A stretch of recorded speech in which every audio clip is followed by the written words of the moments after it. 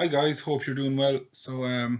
We're just going to do a little bit with the Aimsir Caite today. We're going to talk about the rules to look at and what to be, uh, how to change our verbs from Ancéad Réimú. So there are one syllable verbs. So like dún, fog, fan. These short verbs, and we'll be working with them, and we'll be finding out what the different rules are for depending on what they start with, and also depending on what they end with at the end. All right. Don't get overwhelmed by it. Once you learn how to do this once, it is so easy. But I suppose it's just about concentrating now for the next couple of minutes to try and get your head around it, and I guarantee you, I have made it as simple as I can so that it should be fairly easy to understand. If it isn't, again, pop me an email if something needs explaining, and we'll work through it. All right. Okay. So here we have an example of some of our one-syllable verbs that we're going to be using. So fan, fog, dún, cur, glán, and see how these are really short. We know what a syllable is from English, so there's nothing here long like pussy or bolly, etc. So we're working with nice short one-syllable verbs. Okay, so when we're working with these verbs, there's three things to look out for our rules, and this is the first letter in each of the vowels. So does it start with a consonant, a gutta, which is a vowel, or an F? Okay, so that's the very first thing that you do before you look at what the verb even means. If you didn't have any clue what it means, if you had the root of the verb and you can do this, and you can follow these steps, you'll be able to put any verb into the Aimsir Caite. All right. So now, after you've looked at after you've figured out what the first letter is, and then we can look into what the rules are for those letters. So if it starts with the consonant, it gets a shevu, and all a shevu is a H. That's usually after the first letter, except for when we're dealing with F down below. But when we're dealing with a consonant, the H goes straight after the first letter. So I'll just give a quick example. We'd have cur, C-U-I-R would be the root, but if you were writing cur me, you would have C-H, that's where your shevu went in, or your H, C-H-U-I-R me. So cur me I put. Okay. If it starts with a gutta then, which is a vowel, we have to put a D apostrophe in front of the verb. And we often do this without even noticing what we're doing or why we're doing it. But for example, the root of the word to drink would be ol. So O for the L, that starts with the gutta. And to turn that then into the Aimsir Caite, we put a D apostrophe in front of it.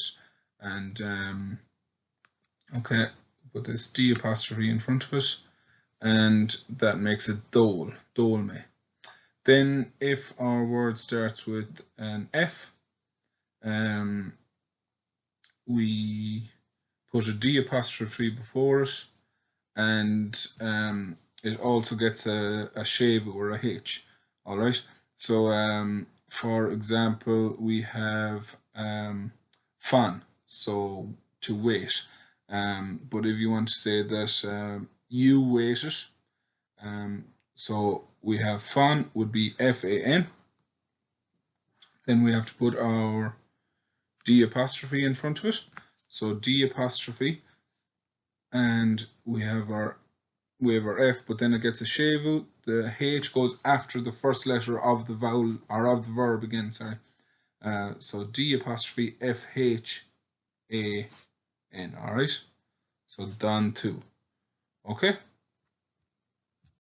Okay, so I have some examples here of the verbs, and we can see what each of the verbs mean. So we've dún, fog, fan, ol, chur. All right. So the first thing that we have to do is figure out what the first letter is. So here we have I-T-H-A, starts with a gutta, so that will have to use the rules that we have up here. All right. Then the next one we have dún, starts with the D. D is a consonant, so then we'd be using this rule. And we have fog, to leave, so that starts with our F, so that will be using this rule. So if you know these three rules off, and you can see how short they are up in the top corner there, you would be able to do this you would be able to put any verb from An Chéad Rogha into the Aimsir Caite. All right.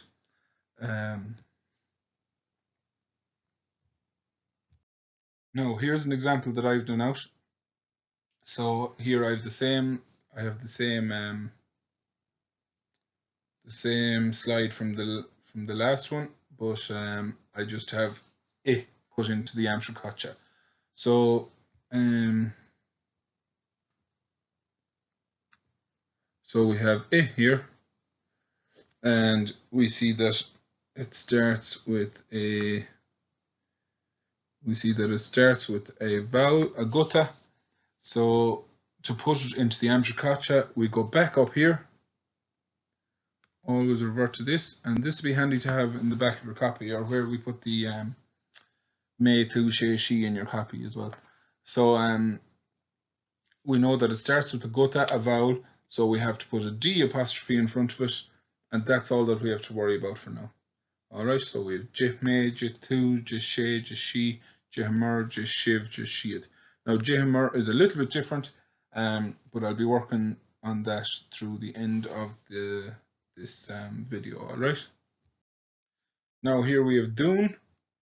So dún is an example of a verb from An Chéad Rogha that starts with a D. Okay, so we go up here, we use our rules again. This one starts with a consonant, so we have to, so if it starts with a consonant, we have to give it a shevu, alright, or a H. Shevu is just a fancy word for a H, okay? And so we put in our H after the D, our gun me, gun tu, gun she, gun she, gun mer, gun shiv, gun shiad. Okay, and we'll be talking about that more in a few minutes. But you see that it's the same rules over and over, and you see if you get a grasp of these rules, how easy it is to change any verb into the Aimsir Caite. The last one of our rules then is a verb starting with F. So go back up to our rules again, and we look here, we see our F, and fog starts with F, so then we have to put you see here, we have to put a D apostrophe before it, and it also gets a shevu. So fog changes to dog me, dog tu, dog she, dog she, dog mer, dog shiv, dog shiad.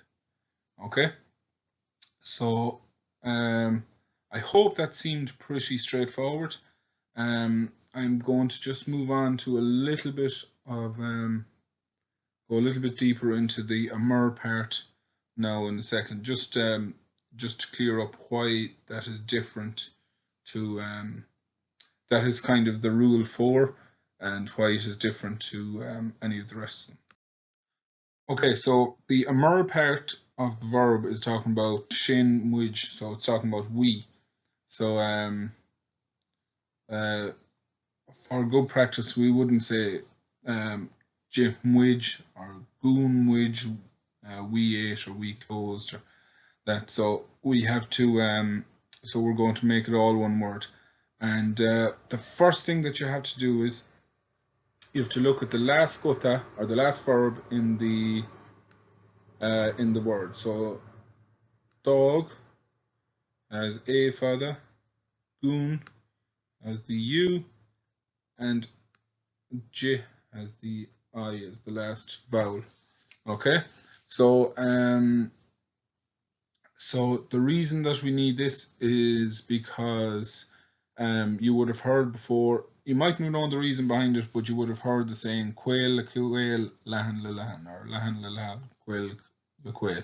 Okay, so these are the groups of verbs that stick together. All right, and this will all be explained in the next slide, hopefully in plain and simple, so that it'll be easy to follow. Okay, so there are two endings when we're talking about mwij. We have AMAR or EAMAR. Now the important letter in these endings is the first letter. So the A, MAR, or the E for EAMAR. Okay, just remember that now for a minute. So the Lahan or the broad vowels are A, O, U, and the way that you know them is that you have to open your mouth wider to say them. So A, O, U. Okay, so they're the broad vowels, and I think most of us have a grasp of these now. And the quail are the narrow vowels, so I, E. So these are our narrow vowels, and these always stick together. So A, O, U goes with A, O, U. I or E goes with I or E. So that's where you heard that saying before. So in other words, the last vowel in J. So if we go down here to the bottom, you'll see the last vowel in J was I. So I or E has to go with I or E. So because the last vowel was an I or an E, in this case it was an I, we had to put it with the I or E. In this case it was the EAMAR from up here. Okay. All right. Then I'm just going to look at goon here. So the last vowel in goon was U. So that comes from the Lahan vowels, the broad vowels. So A or U has to stick with A or U. So goonamar, U goes with A because they're both broad vowels. So that's where you get this from. All right. Then the last one. And the last one, dogamar. So the last vowel was A. So then A has to go with A or U. So it can't go with the EAMAR. So it has to get the AMAR from up here. All right. I hope that makes sense. And that is only one part of the vowel for the Aimsir Caite. So if you're struggling with this part, make sure that you get the first parts first that we've gone through already, and then you can go back and work on this part. All right.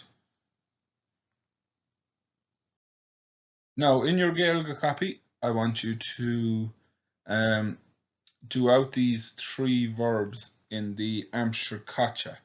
So fan, ol, and quer. I want you to use the three rules now that we're after, and are actually the four rules. So the three rules, if you get the three rules, and then when you're finished writing out all of them, just leave a space for a mer, or if you can do it as you're going along, that's great. And try and write out all of these. So the Aimsir Caite of fan. So I will just give you the first one. So dan me, dan tu, etc. and work through it. All right. So I hope that makes things clear. If you have any questions, again, pop them across in an email, and I'll get back to you as quick as I can. All right. Have a good day, and good to see you again, guys. All right.